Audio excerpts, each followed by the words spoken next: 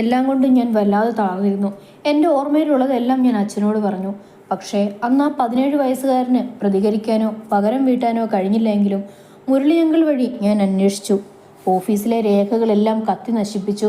വല്യച്ഛൻ്റെ സ്വത്തുക്കളെല്ലാം കൈക്കലാക്കി അയാൾ നാട് വിട്ടുവെന്നും അങ്കിൾ എന്നോട് പറഞ്ഞു. അതോടുകൂടി എല്ലാ പ്രതീക്ഷകളും നഷ്ടപ്പെട്ട് ഒന്നും ചെയ്യാനാവാതെ അച്ഛനോ മറ്റുള്ളവരാരോ ഇതുവരെ കണ്ടിട്ടില്ലാത്ത ഒരാൾ, പേര് പോലും അറിയാതെ ആ ശത്രുവിൻ്റെ മുഖം എൻ്റെ മനസ്സിൽ മാത്രമായി അവശേഷിച്ചു. വല്യച്ഛൻ്റെ മരണം ഏറ്റവും കൂടുതൽ മാറ്റം സൃഷ്ടിച്ചത് അച്ഛനിലായിരുന്നു. മുത്തച്ഛൻ്റെ സ്വപ്നങ്ങൾ പാതി വഴിയിൽ ഇല്ലാതാവാൻ അനുവദിക്കില്ല എന്ന വാശിയോടെ അപ്പോഴേക്കും അച്ഛൻ പുതിയൊരാളായി മാറിയിരുന്നു. വല്യച്ഛൻ ഉണ്ടാക്കിയതിൽ നിന്നും വളരെ ചെറിയൊരു ലാഭവിഹിതത്തിൽ നിന്നും AVM പടുത്തുയർത്താൻ അച്ഛൻ ഇറങ്ങിത്തിരിച്ചു.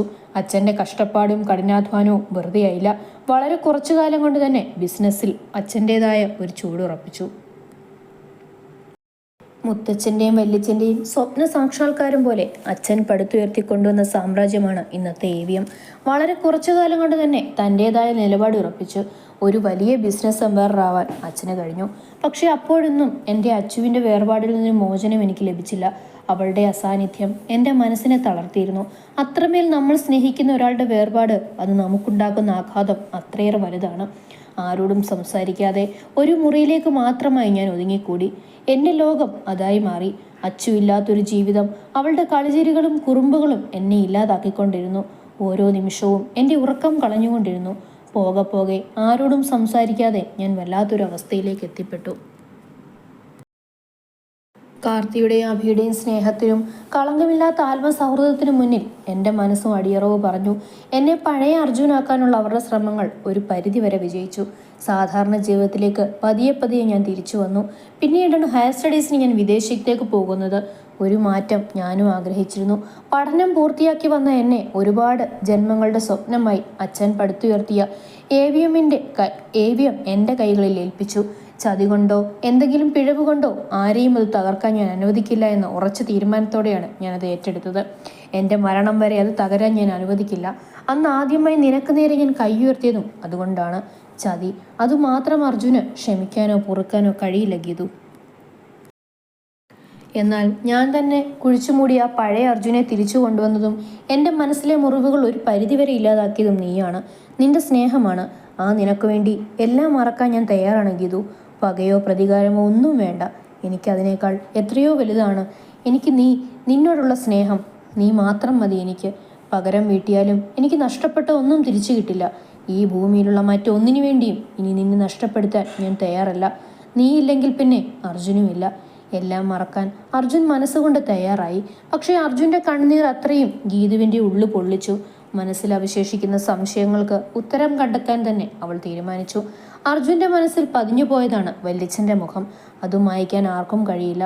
പക്ഷേ തന്നോടുള്ള വല്യച്ഛൻ്റെ വാത്സല്യം, ആ സ്നേഹം സത്യമാണെങ്കിൽ ഒരിക്കലും ഇങ്ങനെയൊന്നും ചെയ്യാൻ അദ്ദേഹത്തിന് കഴിയില്ല. എൻ്റെ ഊഹം ശരിയാണെങ്കിൽ അർജുൻ്റെ പ്രിയപ്പെട്ട അച്ചുവാണ് വല്യച്ഛൻ്റെ ആർദ്ര. രണ്ടും ഒരാൾ തന്നെയാണ്. അങ്ങനെയെങ്കിൽ അർജുൻ നഷ്ടപ്പെട്ടെന്ന് വിചാരിക്കുന്ന അച്ചുവിനെ തിരിച്ചു കൊടുക്കാൻ എനിക്ക് കഴിയും. പക്ഷേ എങ്ങനെ ഞാൻ ഇതൊക്കെ തെളിയിക്കും? എൻ്റെ അർജുനു വേണ്ടി സത്യങ്ങൾ മറന്നേക്ക് ഞാൻ പുറത്തു കൊണ്ടുവരുമെന്ന് ഗീതുവും മനസ്സിലുറപ്പിച്ചു. അവരൊരുമിച്ച് വീട്ടിലേക്ക് യാത്ര തിരിച്ചു. യാത്രയിലുടനീളം ഗീതുവിൻ്റെ മനസ്സിൽ ഒരുപാട് ചോദ്യങ്ങൾ ഉയർന്നു.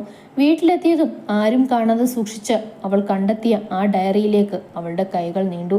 അർജുനോടും പറഞ്ഞ് അവരൊരുമിച്ച് അത് വായിക്കാൻ ഒരുങ്ങി. പക്ഷേ അതിൽ കാര്യമായി ഒന്നും ഉണ്ടായിരുന്നില്ല. ഗീതുവിന് വല്ലാത്ത നിരാശ തോന്നി. അവൾ ദയനീയമായി അർജുനെ നോക്കി. സാരമില്ല ഗീതു, നീ അത് വിട്. ഞാൻ പറഞ്ഞില്ലേ, ഞാനിത് മറക്കാൻ ശ്രമിക്കുക. ഇനി നീ അതിനെപ്പറ്റി ചിന്തിക്കണ്ട. ഗീതു എന്തോ പറയാൻ തുടങ്ങി. പക്ഷേ റൂമിലേക്ക് നടന്നു വരുന്ന മുരളിയെ കണ്ടതും ഗീതു ഒന്ന് ഞെട്ടി. ആ ഡയറി പിന്നിൽ ഒളിപ്പിച്ചു. ആ ഡയറി നോക്കിയാലും നിനക്കൊന്നും കണ്ടെത്താനാവില്ല മോളെ. എന്തറിയണമെങ്കിലും എന്നോട് ചോദിച്ചോളൂ, ഞാൻ പറയാം. സൗമ്യമായി അദ്ദേഹം പറഞ്ഞു നിർത്തി. മറുപടിയൊന്നും കിട്ടാതെ വന്നപ്പോൾ അദ്ദേഹം തുടർന്നു. എല്ലാ സത്യങ്ങളും നിങ്ങളോട് തുറന്നു പറയാനാണ് ഞാനും ഇത്രയും ദിവസം കാത്തിരുന്നത്. ഇനി ഒന്നും മറച്ചു വെച്ചിട്ട് കാര്യമില്ല. ഇത്രയും കാലം മറഞ്ഞു നിന്നത് മരിക്കുന്നതിന് തൊട്ടു മുൻപ് ഞാൻ എൻ്റെ ദേവന് കൊടുത്ത വാക്കു പാലിക്കാൻ വേണ്ടിയിട്ടാണ്. പക്ഷേ ഇനിയെല്ലാം ഞാൻ തുറന്നു പറയാം. സത്യങ്ങൾ മറന്നേക്ക് പുറത്തു വരേണ്ട സമയമായി. മുരളി പറയുന്നതൊന്നും അർജുനും ഗീതുവിനും മനസ്സിലായില്ല.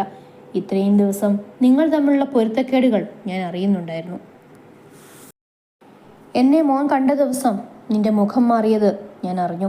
എൻ്റെ മുഖം ഇന്നും നിന്റെ മനസ്സിലുണ്ടെന്നുള്ളതിൻ്റെ തെളിവായിരുന്നു അത്. അന്ന് രാത്രിയിൽ എന്നെയും മാധവനെയും ഒരുമിച്ച് കണ്ടപ്പോൾ നിന്റെ മുഖത്ത് പ്രകടമായ അത്ഭുതം. പക്ഷെ എല്ലാം തുറന്നു പറയാൻ എനിക്ക് ഈ നിമിഷം വരെ കാത്തിരിക്കാതെ മറ്റൊരു വഴിയുമില്ലായിരുന്നു.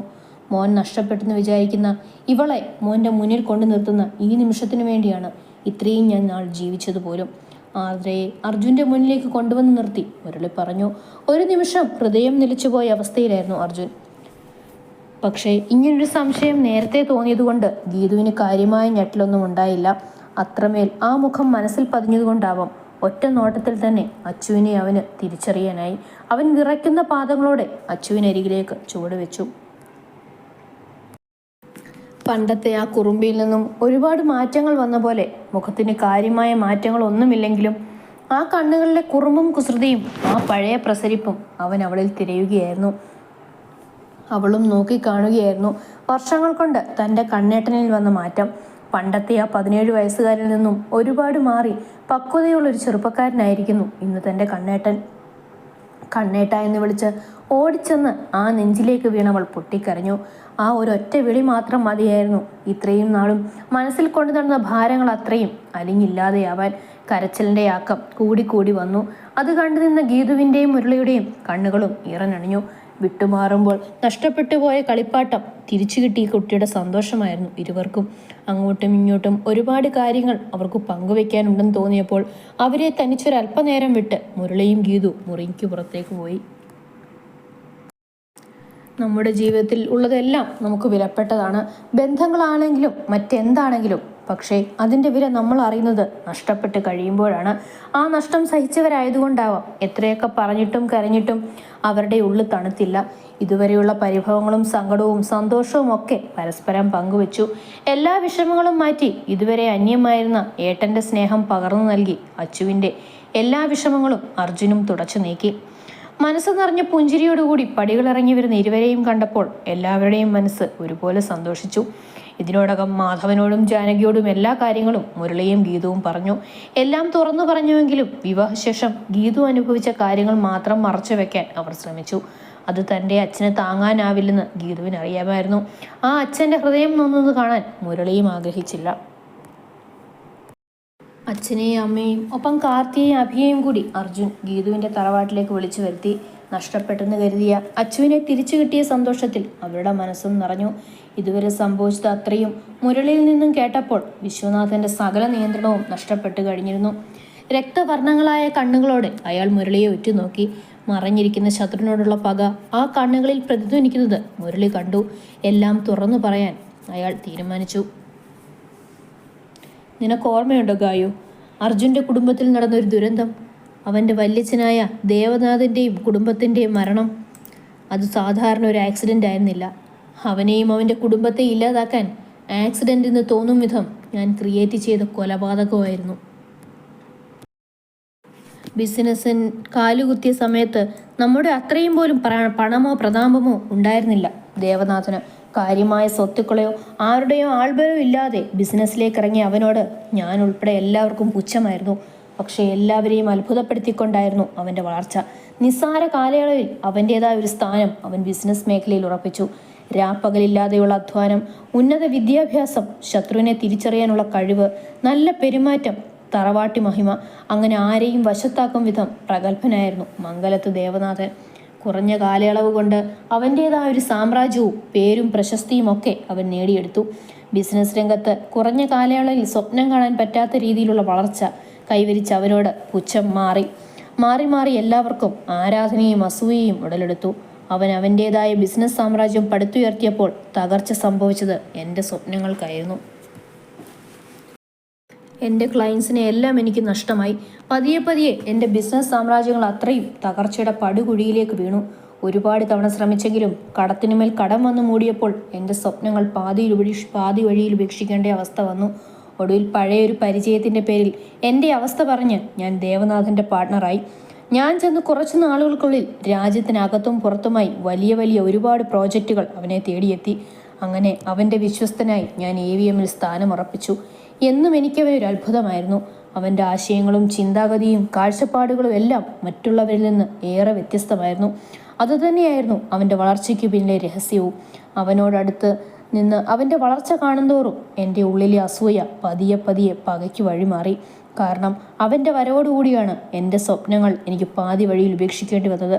പക്ഷേ ആ വിദ്വേഷം മനസ്സിലൊതുക്കി ഒരവസരത്തിനായി ഞാൻ കാത്തിരുന്നു. ആ ഇടയ്ക്കാണ് ദേവനാഥിൻ്റെ ഉറ്റ സുഹൃത്തായ മുരളി മേനോൻ ബിസിനസ്സിൽ പങ്കാളിയാവാൻ എത്തുന്നത്.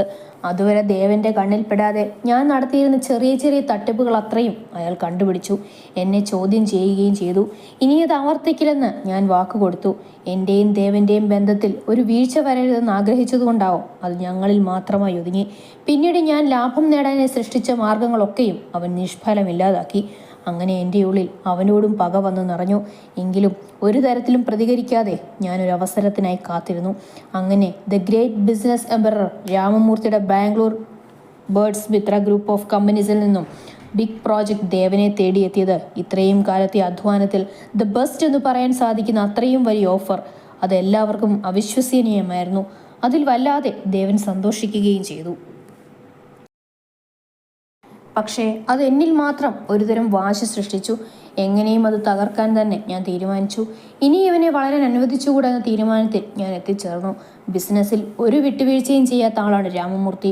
ഒരാളുമായി ബിസിനസ് ആരംഭിക്കുന്നതിന് മുൻപ് അവരെക്കുറിച്ച് ഈച്ച് ആൻഡ് എവറിത്തിങ് നന്നായി സ്റ്റഡി ചെയ്യും.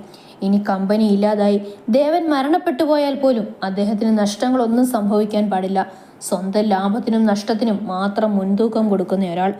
എല്ലാം പരിശോധിച്ച ശേഷം എന്തെങ്കിലും ഒരു കുറവ് അദ്ദേഹത്തിന് തോന്നിയാൽ ആ ബന്ധം പാടെ ഉപേക്ഷിക്കും.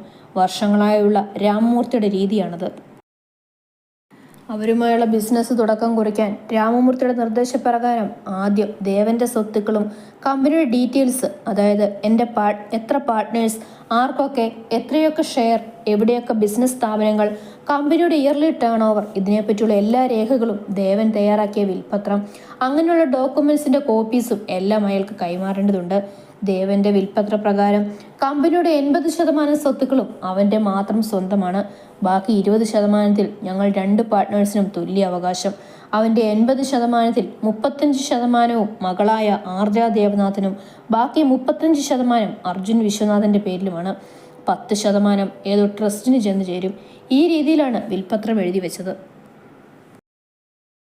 എന്തെങ്കിലും കാരണവശാൽ മകൾക്ക് മരണം സംഭവിച്ചാൽ അവളുടെ പേരുള്ള സ്വത്തുക്കൾ അത്രയും പാർട്ട്നേഴ്സിന് തുല്യമായി വീതിക്കാം എന്നൊരു ക്ലോസ് കൂടി വെച്ചിരുന്നു. അതിനർത്ഥം അത്രമേൽ കൂടെ നിൽക്കുന്ന ഞങ്ങളെ ദേവൻ സ്നേഹിച്ചിരുന്നു, വിശ്വസിച്ചിരുന്നു. എല്ലാം തയ്യാറാക്കിയ ശേഷമാണ് എനിക്ക് മനസ്സിലായത് ദേവൻ്റെ മകളെ ഇല്ലാതാക്കിയാൽ എനിക്ക് കിട്ടാൻ പോകുന്ന ലാഭം എത്രത്തോളമാണെന്ന്. അതോടൊപ്പം മുരളിയെ കൂടി തകർക്കാൻ സാധിച്ചാൽ കയ്യിൽ വന്നു ചേരുന്ന കണക്കില്ലാത്ത സ്വത്തുക്കളെപ്പറ്റി ഞാൻ സ്വപ്നം കണ്ടു തുടങ്ങി. അതിനായുള്ള കരുക്കൾ നീക്കാൻ തന്നെ തീരുമാനിച്ചു. ഈ പുതിയ ബിസിനസ്സിന് തുടക്കം കുറിക്കാനായി ബാംഗ്ലൂർ പോവാൻ ദേവൻ തീരുമാനിച്ചു. ആ ഇടയ്ക്കായിരുന്നു ദേവൻ്റെ മകളുടെ പിറന്നാൾ. കുടുംബ ബന്ധങ്ങൾക്ക് എന്തിനേക്കാളും പ്രാധാന്യം കൊടുക്കുന്ന ദേവൻ അത് സംബന്ധിച്ച് കുറച്ച് തിരക്കുകളിൽ പെട്ടു. എനിക്കും മുരളിക്കുമായിരുന്നു ആ സമയത്ത് കമ്പനിയുടെ ചുമതലകൾ അത്രയും. ആ അവസരം മുതലാക്കാൻ തന്നെ ഞാൻ തീരുമാനിച്ചു. രാമമൂർത്തിയുമായി ബിസിനസ്സിൽ കൈകോർത്താൽ ഇത്ര ബുദ്ധിയും കഴിവും ഉള്ള അദ്ദേഹം ഒരിക്കലും ദേവനെ വിട്ടുകളയില്ല. അതുകൊണ്ട് അവൻ്റെ പതനം ആ ബിസിനസ് കൂട്ടുകെട്ട് തകർത്തുകൊണ്ടാവട്ടെ എന്ന് ഞാൻ തീരുമാനിച്ചു. ദേവൻ്റെ വക്കീലിനെ വരുതിക്ക് കൊണ്ടുവന്ന് ആ വിൽപ്പത്രം നശിപ്പിക്കാനും ആ ഡോക്യുമെൻസിൽ പിഴവ് വരുത്തി രാമമൂർത്തിയുമായുള്ള ബിസിനസ് സംരംഭം ഇല്ലാതാക്കാനും ഞാൻ കുറുക്കുവഴികൾ കണ്ടെത്തിക്കൊണ്ടിരുന്നു. അന്ന് എൻ്റെ പദ്ധതികളെല്ലാം ആവിഷ്കരിച്ച് നടപ്പിലാക്കാൻ ശ്രമിച്ച ആ ദിവസം ചെറുതായി എനിക്ക് സംഭവിച്ചൊരു പിഴവ്. അതിലൂടെ എൻ്റെ നീക്കങ്ങൾ മുരളി കണ്ടെത്തി. ഒരുപാട് നാളുകളായുള്ള എൻ്റെ ശ്രമങ്ങൾ അത്രയും വെറുതെ ആവുന്നത് എനിക്ക് ചിന്തിക്കാൻ പോലും കഴിയില്ലായിരുന്നു. എൻ്റെ ഇതുവരെയുള്ള ശ്രമങ്ങൾ അത്രയും പാഴായി പോകും പോലെ തോന്നി. അങ്ങനെ സത്യങ്ങൾ ദേവൻ അറിയും മുന്നേ മുരളിയെ ഇല്ലാതാക്കാൻ ഞാൻ ശ്രമിച്ചു. പക്ഷേ അപ്പോഴാണ് ദേവൻ്റെ കോൾ എന്നെ തേടിയെത്തിയത്. അവരെല്ലാവരും കൂടി ബാംഗ്ലൂർക്ക് പോകുന്ന വിവരം ദേവൻ എന്നെ അറിയിച്ചു. കിട്ടിയ അവസരത്തിൽ ദേവനെ ഇല്ലാതാക്കിയാൽ പോരെ, പിന്നെന്തിന് മുരളിയെ ഇല്ലാതാക്കണമെന്ന് ഞാൻ ചിന്തിച്ചു. ഒരു ആക്സിഡൻറ്റ് പോലെ ദേവനെയും മകളെയും ഇല്ലാതാക്കുക, അതായിരുന്നു എൻ്റെ ലക്ഷ്യം. പക്ഷെ അവിടെയും എനിക്ക് പിഴവ് പറ്റി. എല്ലാം മുൻകൂട്ടി കണ്ട മുരളി എൻ്റെ ആ പദ്ധതിയും രഹസ്യ നീക്കങ്ങളിലൂടെ മനസ്സിലാക്കി. പക്ഷേ ദൈവം അന്ന് എൻ്റെ കൂടെയായിരുന്നു. ദേവന്റെ കാതുകളിൽ ആ വാർത്ത എത്തിക്കും മുൻപേ എൻ്റെ ആളുകൾ ആ ദൗത്യം പൂർത്തീകരിച്ചു. ദേവന്റെ കാർ കൊക്കയിലേക്ക് തള്ളിയിടുന്നത് കണ്ട് ഞാൻ സായൂജ്യം അണഞ്ഞു. ദേവനെ രക്ഷിക്കാൻ മുരളിക്ക് കഴിഞ്ഞില്ല. പിന്നീടുള്ള സമയം എനിക്ക് വിലപ്പെട്ടതായിരുന്നു. കാരണം ദേവന്റെ വിൽപത്രം മുരളി എനിക്കും മുന്നേ കൈവശമാക്കി. ഒന്നിനും ഒരു തെളിവും അവശേഷിക്കാതിരിക്കാൻ മുരളിയെ കൂടി ഞാൻ ഇല്ലാതാക്കി. ശത്രുക്കളെ എല്ലാം ഇല്ലാതാക്കി. കയ്യിൽ വന്നു ചേരാൻ പോകുന്ന കോടിക്കണക്കിന് സ്വത്തുക്കളും കണ്ട് ഞാൻ അന്ന് സമാധാനമായി ഉറങ്ങി. പക്ഷേ എൻ്റെ ഉറക്കം കെടുത്തിക്കൊണ്ടാണ് വിശ്വനാഥൻ്റെ ഫോൺ കോൾ എന്നെ തേടിയെത്തിയത്. അന്ന് ആ വണ്ടിയിൽ അർജുനും ഉണ്ടായിരുന്നെന്ന സത്യം അപ്പോഴാണ് ഞാൻ അറിയുന്നത്. ആക്സിഡന്റ് ഉണ്ടായപ്പോൾ അവൻ വണ്ടിയിൽ നിന്നും തെറിച്ചു വീണതാണെന്ന സത്യം വീണ്ടും എൻ്റെ ഉറക്കം കെടുത്തി. അവൻ എന്നെ കണ്ടു കാണുമോ എന്നു ഭയം എൻ്റെ ഉള്ളിൽ ഉടലെടുത്തു. പിന്നീടുള്ള 3 ദിവസവും കാത്തിരിപ്പായിരുന്നു. അവന് ബോധം തെളിയാൻ വേണ്ടിയുള്ള കാത്തിരിപ്പ്. പക്ഷേ ഞാൻ പേടിച്ചതുപോലെ ഒന്നും തന്നെ സംഭവിച്ചില്ല. അർജുനന് ഒരു സംശയവുമില്ലായിരുന്നു. ആ ദുരന്തത്തിൽ നിന്നും രക്ഷ നേടാൻ എല്ലാവർക്കും ഒരിത്തിരി സമയം വേണ്ടി വന്നു. അപ്പോഴാണ് അർജുൻ എന്നെ സന്ദർശിക്കുന്നത്. അവൻ്റെ മനസ്സിലെ സംശയങ്ങൾ എന്നോടവൻ പങ്കുവച്ചു. ഒരു തരത്തിൽ അതെനിക്ക് ഉപകാരപ്പെട്ടു. അവൻ്റെ സംശയം ശരിവെക്കും വിധം മുരളി മേനോനാണ് ഇതെല്ലാം ചെയ്തതെന്ന് എല്ലാവരെയും നിഷ്പ്രയാസം ഞാൻ വിശ്വസിപ്പിച്ചു. കേസിൽ നിന്നും അവരെ പിന്തിരിപ്പിച്ചു. അങ്ങനെ മുരളിയോടുള്ള ശത്രുത അർജുൻ്റെ മനസ്സിൽ മാത്രമായി അവശേഷിച്ചു. സ്വത്തിനു വേണ്ടി മുരളി ചതിച്ചതാണെന്നും എല്ലാം കൈക്കലാക്കി അവൻ കടന്നു കളഞ്ഞെന്നും ഞാൻ വരുത്തി തീർത്തു. പക്ഷേ ദേവന്റെ സ്വത്തുക്കളിലെ 10% ഒരു ട്രസ്റ്റിനും പാർട്ട്നേഴ്സിനും അവകാശപ്പെട്ട 20% എനിക്ക് മാത്രമായി വന്നു ചേർന്നു. കൂടാതെ മകൾ മരണപ്പെട്ടാൽ അവളുടെ പേരിലുള്ള സ്വത്തുക്കൾ അത്രയും പാർട്ട്നേഴ്സിന് തുല്യമായി വീതിക്കാമെന്നൊരു ക്ലോസ് ഉണ്ടായിരുന്നു. അതുവഴി ആ 35% എന്നിലേക്ക് വന്നു ചേർന്നു. അങ്ങനെ ദേവനാഥൻ ഒരായുസ് മുഴുവനും കൊണ്ടുണ്ടാക്കിയതിൽ പാതിയിൽ കൂടുതലും എൻ്റെ കൈവശം വന്നു ചേർന്നു. ബാക്കിയുള്ള 35% സ്വത്തുക്കൾ അർജുനിലേക്ക് തന്നെ എത്തിച്ചേർന്നു. പക്ഷെ അവരുടെയൊക്കെ കണ്ണുകളിൽ എനിക്ക് കൈവന്നത് അവകാശപ്പെട്ട 10% മാത്രമാണ്. ബാക്കിയെല്ലാം മുരളി തട്ടിയെടുത്തു എന്ന് വിശ്വസിപ്പിക്കാനും എനിക്ക് കഴിഞ്ഞു. അതോടുകൂടി എല്ലാം അവസാനിച്ചു. ചതിയിലൂടെയാണെങ്കിലും ഞാൻ സ്വന്തമാക്കിയതിൽ ഞാൻ അഭിമാനം കൊണ്ടു. AVM എന്ന ദേവനാഥൻ പടുത്തുയർത്തിയ സാമ്രാജ്യത്തിന്റെ തകർച്ച എന്നെ ഹരം കൊള്ളിച്ചു. പക്ഷേ എന്നെ ഞെട്ടിച്ചുകൊണ്ടാണ് ദേവന്റെ പാത തുടർന്നുകൊണ്ട് വിശ്വൻ ബിസിനസ്സിലേക്ക് കാലുകുത്തിയത്. അത് ഞാൻ ഒട്ടും പ്രതീക്ഷിക്കാത്ത നീക്കമായിരുന്നു. അർജുൻ്റെ പേരിലുണ്ടായിരുന്ന സ്വത്തുക്കളിൽ നിന്നും ബിസിനസ്സിലേക്ക് ചെറിയൊരു തുടക്കം കുറിച്ചു. പക്ഷേ വെറും ഒരു അധ്യാപകനായ വിശ്വനിൽ നിന്നും അത്ഭുതങ്ങളൊന്നും ഞാൻ പ്രതീക്ഷിച്ചില്ല.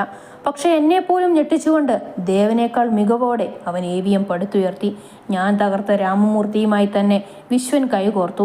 അതോടെ പേരും പ്രശസ്തിയും അവനിലേക്ക് എത്തിച്ചേർന്നു. ലോകത്തിലെ ഏറ്റവും മികച്ച കമ്പനികളിലൊന്നായി AVM മാറി. അർജുൻ സാധാരണ ജീവിതത്തിലേക്ക് തിരിച്ചു വന്നപ്പോൾ എല്ലാം കൊണ്ടും വിശ്വൻ ഒരുപാട് നേട്ടങ്ങൾ കൈവരിച്ചു. ബിസിനസ്സിൽ തൻ്റെ സ്ഥാനം ഉറപ്പിച്ച് വീണ്ടും എൻ്റെ പതനം തുടങ്ങി. പക്ഷേ ഒരു തകർച്ച സംഭവിക്കാതിരിക്കാനാണ് അർജുൻ്റെയും നിൻ്റെയും വിവാഹം നടത്തി അതിലൂടെ പിന്നെയും ആ AVM തകർക്കുകയാണ് എൻ്റെ ലക്ഷ്യം. ഡാഡി, ഇത്രയും പറഞ്ഞത് ശരിയാവാം. പക്ഷെ നമുക്കതിന് എന്ത് ചെയ്യാനാവും? ഈ സ്വത്തും മണവും ഒന്നുമല്ല എനിക്ക് വേണ്ടത്. അർജുനെ മാത്രം. ഗീതുവാണ് ഞങ്ങൾക്കിടയിൽ വന്ന് അർജുനെ എന്നിൽ നിന്ന് തട്ടിയെടുത്തത്. അവരെ പിരിക്കാൻ നമുക്ക് എന്ത് ചെയ്യാനാവും? അവിടെയാണ് മോളെ നമ്മളെ ഈശ്വരൻ വീണ്ടും അനുഗ്രഹിച്ചത്. അന്ന് മണ്ഡപത്തിൽ വെച്ച് ഗീതുവിൻ്റെ അച്ഛനെ കണ്ടപ്പോൾ അർജുനിലുണ്ടായ ഞെട്ടൽ ഇന്നും എൻ്റെ കണ്ണുകളിൽ മായാതെ കിടപ്പുണ്ട്. അതുകൊണ്ട് തന്നെ അവരെ പിരിക്കാൻ നമ്മൾ ഒന്നും ചെയ്യേണ്ടി വരില്ല. കാരണം അർജുൻ്റെ മനസ്സിലെ വില്ലൻ മുരളി മേനോൻ ഗീതുവിൻ്റെ അച്ഛൻ മാധവ മേനോൻ ഇരട്ട സഹോദരനാണ്. അതായത് എനിക്കോ മുരളിക്കോ മാത്രമേ സത്യങ്ങൾ അറിയുകയുള്ളൂ. അർജുൻ്റെ മനസ്സിൽ അന്നും ഇന്നും ശത്രു മുരളി മേനോനാണ്. അവൻ്റെ മനസ്സിൽ ഇന്നും ആ മുറിവ് മായാതെ കിടപ്പുണ്ട്.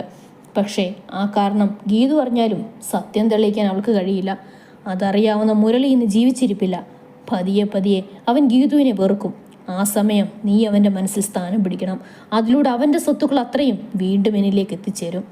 അതിനി മോൾ ഒരുപാട് കാലം കാത്തിരിക്കേണ്ടി വരില്ല. ക്രൂരമായൊരു ചിരിയോടെ മുരളി പറഞ്ഞ് അവസാനിപ്പിച്ചു. ആ ചിരി ഗായത്രിയിലേക്കും പടർന്നു. പക്ഷെ ഡാഡി, ഇനിയും എനിക്ക് ക്ഷമിക്കാനോ കാത്തിരിക്കാനോ കഴിയില്ല. ഡാഡി പറഞ്ഞത് വെച്ച് അർജുൻ ഗീതുവിനോട് ഇപ്പോൾ വെറുപ്പായിരിക്കും. പക്ഷേ അന്ന് എൻ്റെ മുന്നിൽ നിന്നും ഗീതുവിനോട് വാദിച്ച അർജുൻ അത് അത്ര വേഗം കഴിയുമെന്ന് എനിക്ക് തോന്നുന്നില്ല. അവളെ നഷ്ടപ്പെടുമെന്നൊരു തോന്നലുണ്ടായപ്പോഴാണ് ആർക്കും വിട്ടുകൊടുക്കില്ലെന്ന വാശിയോടെ കൊട്ടും കുരവയും ഒന്നുമില്ലാതെ അമ്പലത്തിൽ പോയി അവളുടെ കഴുത്തിൽ അവൻ താലി ചാർത്തിയത്. അവൻ്റെ സ്നേഹം എത്രത്തോളം ഉണ്ടെന്ന് ഉള്ളതിൻ്റെ തെളിവാണത്. ഗീതു അവൻ്റെ കൂടെ തന്നെയുള്ള സ്ഥിതിക്ക് അവൻ്റെ മനസ്സ് മാറ്റാനും ചിലപ്പോൾ അവൾക്ക് കഴിഞ്ഞേക്കാം. അർജുനെ വെച്ച് ഇനിയും അങ്ങനെ ഒരു പരീക്ഷണത്തിന് ഞാൻ തയ്യാറല്ല. ഒരിക്കൽ കൂടി അവൻ എനിക്ക് നഷ്ടപ്പെട്ട ഞാനൊരു ഭ്രാന്തിയായി തീരും. അതുകൊണ്ട് എൻ്റെ മനസ്സിൽ ചില പ്ലാൻസ് ഉണ്ട്. ആദ്യം അവൻ്റെ ജീവിതത്തിൽ നിന്നും ഗീതുവിനെ ഒഴിവാക്കണം. അതിന് കഴിഞ്ഞില്ലെങ്കിൽ എന്നേക്കുമായി ഈ ലോകത്ത് നിന്ന് തന്നെ ഞാൻ അവളെ ഇല്ലാതാക്കും. അതും പറഞ്ഞ് ഗായത്രി ഫോണും എടുത്ത് ബാൽക്കണിയിലേക്ക് പോയി. തൻ്റെ തനിപ്പകർപ്പാണ് മകളെന്നോർത്തപ്പോൾ അയാൾക്ക് സന്തോഷം തോന്നി. AVM സ്വന്തമാക്കുന്ന നാളുകളെപ്പറ്റി അയാൾ സ്വപ്നം നെയ്തു കൂട്ടാൻ തുടങ്ങി. പക്ഷേ വാതിലിനു പിന്നിലായി അവരുടെ സംസാരം കേട്ടുകൊണ്ട് ഒരാൾ ഉണ്ടായിരുന്നെന്ന സത്യം അവർ തിരിച്ചറിഞ്ഞില്ല.